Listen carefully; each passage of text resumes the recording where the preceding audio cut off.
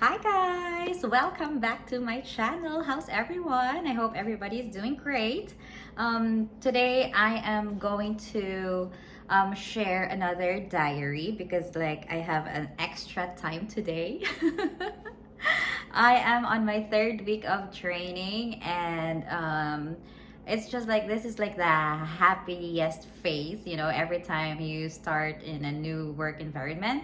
The training would be the best phase of work because most of the time you have like plenty of extra time just to share. Today is my last day on my specific line of business training, and the trainer started 10 a.m. to start, discussing the discussion about the topics that we have to discuss today. And then it's only like 2:30 in the it's 3 o'clock now, but 2:30 in the afternoon, she already ended the class. And so technically I only have like 4.5 hours today that really worked. And then the rest is I just I just made like the online class for an hour or two a while ago, and that's it. So it's only 3 o'clock now. My shift ends at 4:30, so I have 1.5 hour extra time for myself. So I decided, why not, let's make a video. And I decided to make tips. This video is about the tips on behavioral interview questions. I really just, wanted to, pay it forward because I already achieved the dream that I wanted. So I wanted to pay it forward to those who are also aspiring. This video is for those who are on the stage of applying for the work from home position, and this might help somebody. So I decided, why not, let me share the interview questions that I had, the ones that I remember. So I jot it down on my notebook so I would not forget. And whether I can share my tips and what I did when I had my interview last almost 2 months ago, August. Yes. All right, so let's start. So every time that you are being interviewed with behavioral type of questions, you have to remember to answer the questions with a STAR method. If you enrolled to Mary Pepper's course, you will know this because this will also be discussed in there. So STAR method is an acronym. S stands for situation, and then you will describe the situation, and then letter T is for task, what you were required to achieve. Letter A is for action, what you did to complete the task. And letter R is for the result, or what's the outcome of your action. So you have to bear in mind, every time you answer the question, you have to it's like you're gonna tell a story, like what's going on, what you did, and what's the outcome, what's the result of what you did, something like that. So that's like the strategy in answering behavioral interview questions. All right, so I'm just gonna share about 4 questions because this is what I remembered, and I'm gonna share what I answered to these questions. All right, so let's start. The first question: tell me about the time when you display the skill of being keen to details. All right, so the interviewer wants to know if you are an observant kind of nurse reviewer. So what I answered is that when I was still in training, I am assigned to be supervised with a senior nurse, and while I was giving a medication to one of my residents, I noticed that one medication card has an incorrect dose. And when I compared it to the electronic medical records, it's not Right. So what I did, I immediately notified my senior nurse, and then we gave the correct dose to the patient, and also notified the pharmacy. And as a result, the next day, the pharmacy gave the correct medication card to the patient, and on the next following days, the patient was able to get the correct dosage of the medicine. That's it. So you see, if you notice, I gave the situation, I gave the task that I'm assigned to give meds, and then what I did, so I like counter checked from medication card and the computer if they matched, and when I noticed that they did not match, I notified the supervisor or the senior nurse. We notified the pharmacy, and as a result, the patient was given the correct dose of medication. So that's it. All right, number 2, second question, behavioral question. Tell me about a time when you disagreed with your management.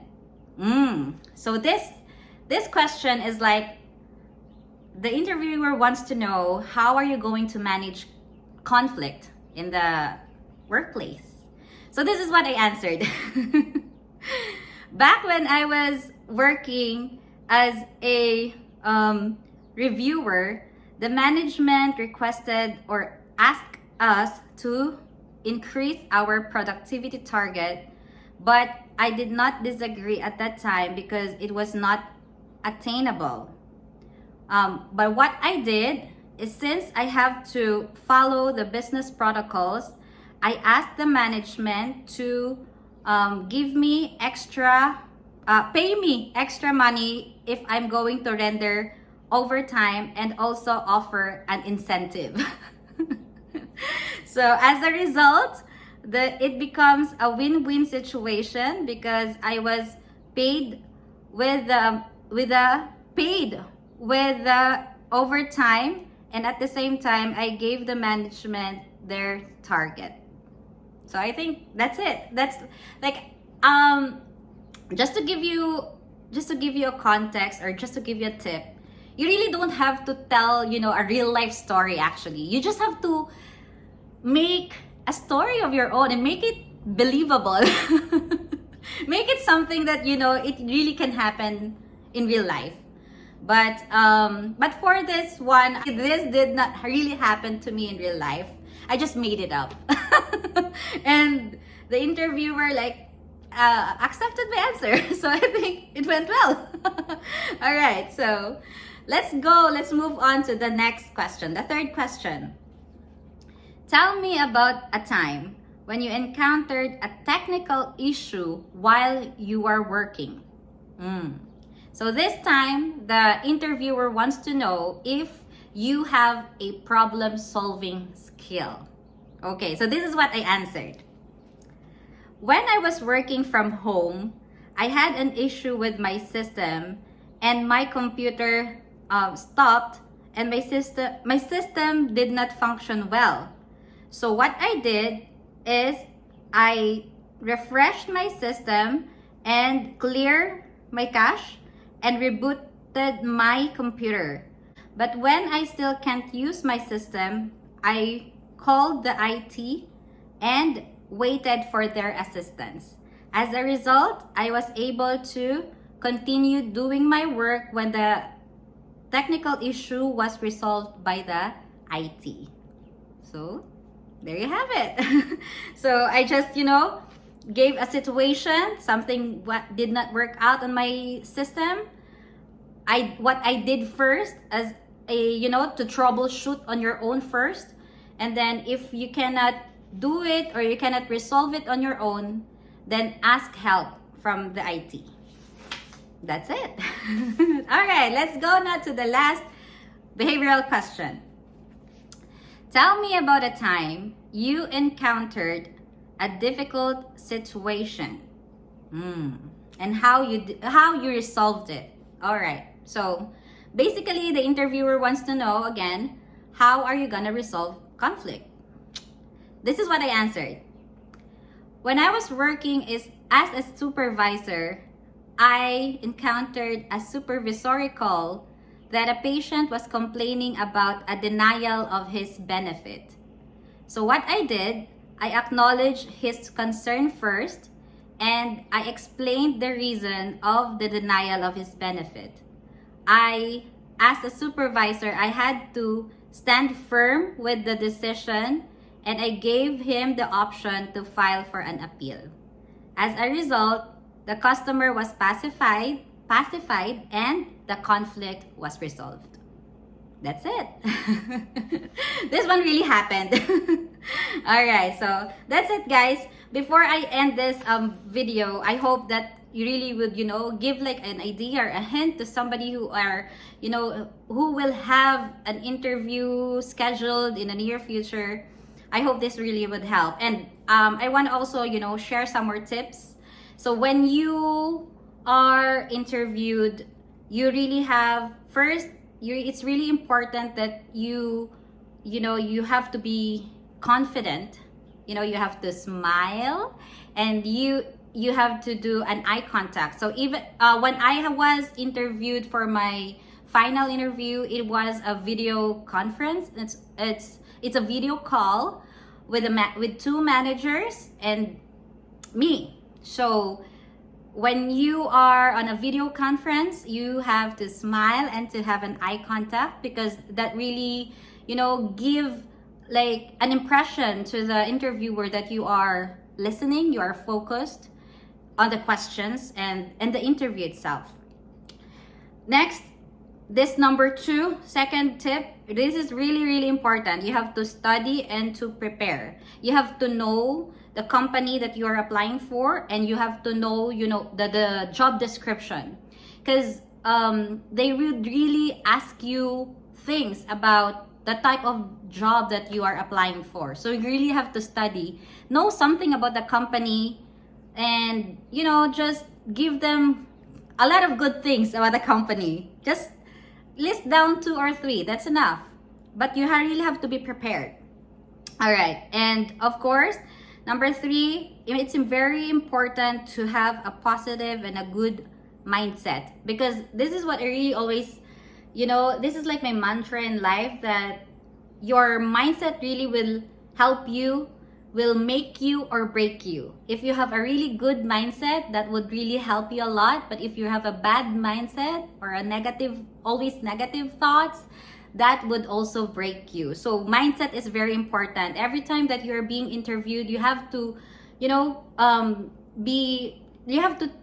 have to think that you are an asset of the company. Like, you have the skills, you have the knowledge, you have the education, you have everything that they need for that position. So you really have to be, be confident. Be confident that you will get the job while you're being interviewed, right?